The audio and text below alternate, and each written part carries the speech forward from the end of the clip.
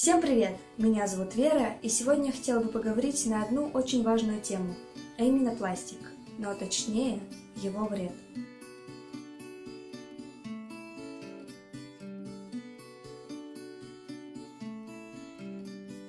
Пластик на современном этапе развития используется практически в каждой сфере нашей жизни. Производство пластических масс возрастает в среднем на 5-6% ежегодно, и уже в 2018 году во всем мире было произведено 380 миллионов тонн пластика.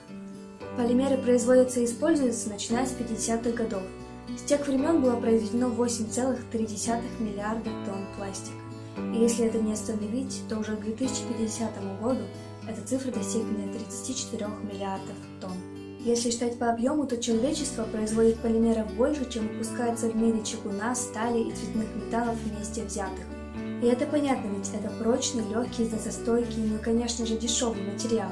Но, к сожалению, у него есть один существенный недостаток. Он, в отличие от многих других природных материалов, которые, выполнив свою функцию, уничтожаются достаточно быстро, под действием агрессивных факторов окружающей среды, остается существовать в виде долгоживущих отходов, причиняя непоправимый ущерб живой природе.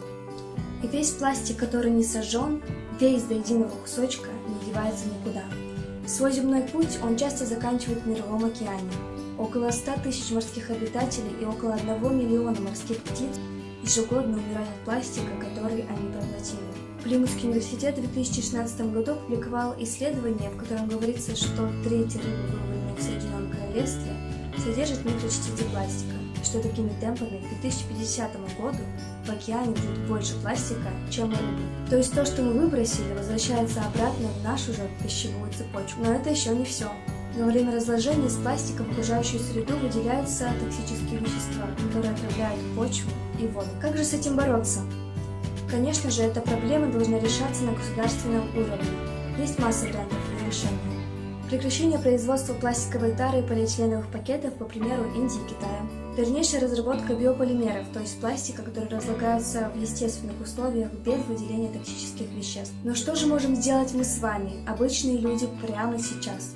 Как можно радикально сократить потребление пластика, особенно такого, который совсем не поддается переработке? Ну, конечно же, использовать многоразовую посуду вместо пластиковой. Отказаться от воды в одноразовых бутылках, заменить пластиковые бутылки на стеклянные или алюминиевые. Для покупок вместо одноразовых полиэтиленовых пакетов использовать тканевые сумки и эко-мешочки. Для хранения вместо пластика можно использовать стеклянную посуду и бумажный пакет. Но также лучше покупать одежду из натуральных материалов, таких как хлопок, лен, шерсть, потому что полиэстер и нейлон по своей сути это тоже пластик.